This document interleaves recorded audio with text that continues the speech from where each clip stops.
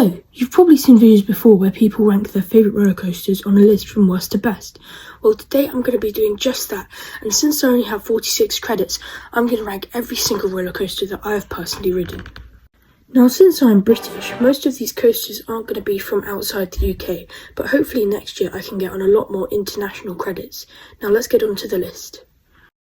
At number 46, we have the worst coaster that I've ever ridden in my life, and that is Big Dipper at Blackpool Pleasure Beach. That was some of the worst 2 minutes of my life. At number 45 is Chippendale's Gadget Coaster at Disneyland in California. I don't remember a thing about that ride other than the fact that I went on it. Number 44, Blue Flyer. I got more airtime than Big Dipper on that thing. Number 43, Euro Coaster. That ride was the weirdest roller coaster I've ever ridden in my life. Number 42, Octonauts. It's a good ride, but it's really not worth the long wait. Number 41, Flying Fish. Not a bad kids coaster, but the theming is tragic and it's quite easy to get stapled on it. Number 40, Casey Jr.'s Circus Train at Disneyland Paris. A fun scenic ride across the area of Storybookland. Number 39, Steeplechase.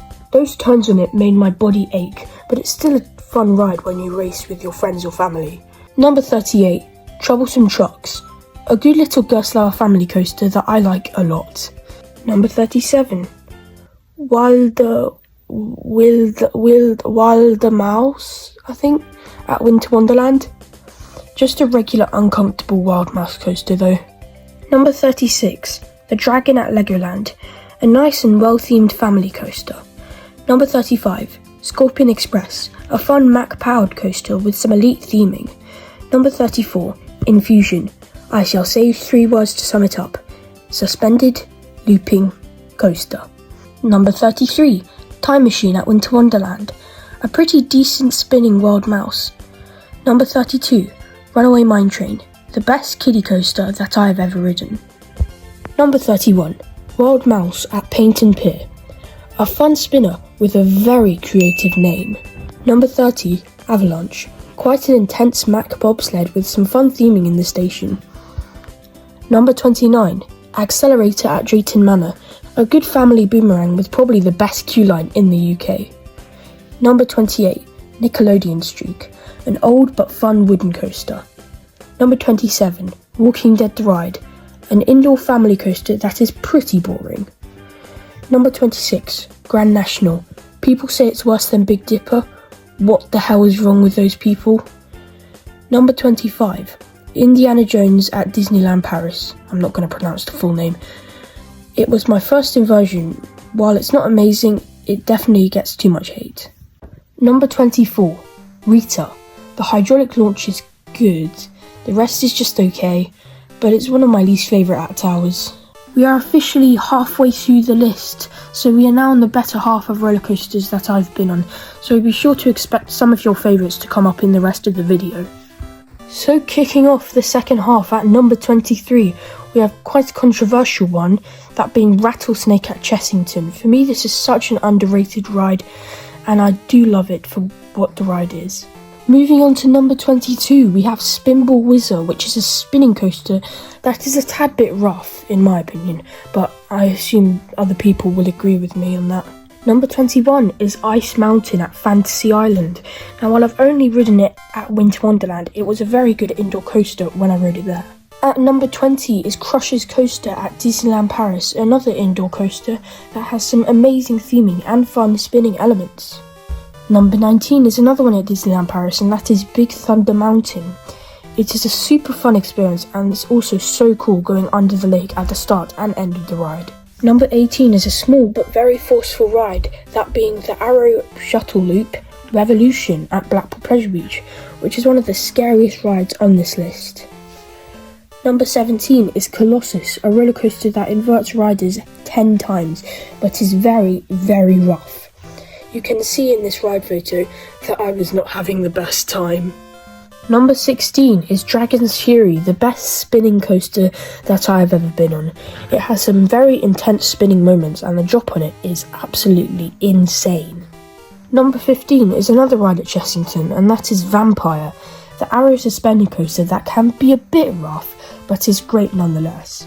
At number 14 is a ride that no one probably thought would be this high on the list, and that is Munich/Olympia looping. It is a smooth ride with some good forceful loops as well. So we have quite a funny one because at number 13 we have 13! The Intamin family coaster, which has no right layout but an incredible finale. At number 12 we have the newest coaster on this list, and that is Mandrill Mayhem at Chessington. While it is a bit bouncy, it is a fun and weird ride and the best at Chessington in my opinion. Number 11 brings us to a stand-up roller coaster that is sadly getting turned into a sit-down one, and that is Shockwave at Drayton Manor. It's really cool and strange being stood up the whole time, but after the renovation it will probably drop a lot in my rankings. Unless it gets turned into a flawless, then I'll be happy.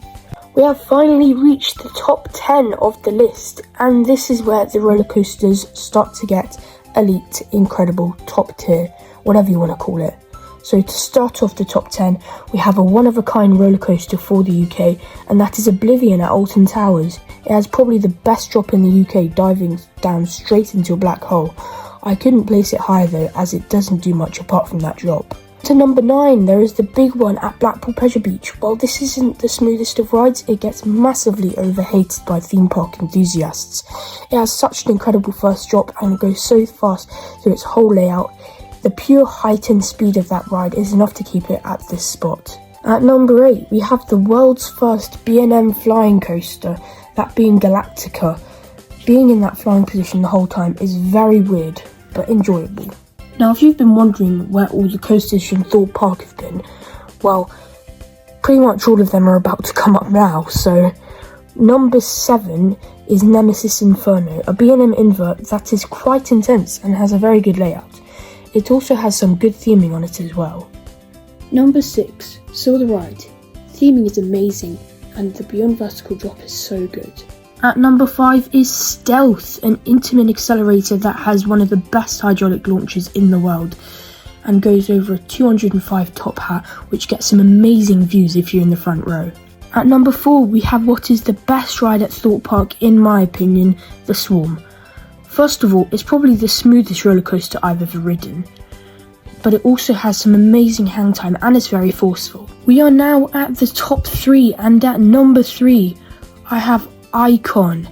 This is such a fun, smooth ride with lots of floater airtime, and Enzo, the spinning version, just makes it so much better as well. The only reason I haven't put it in front of the next 2 rides is because this one doesn't do as much for me.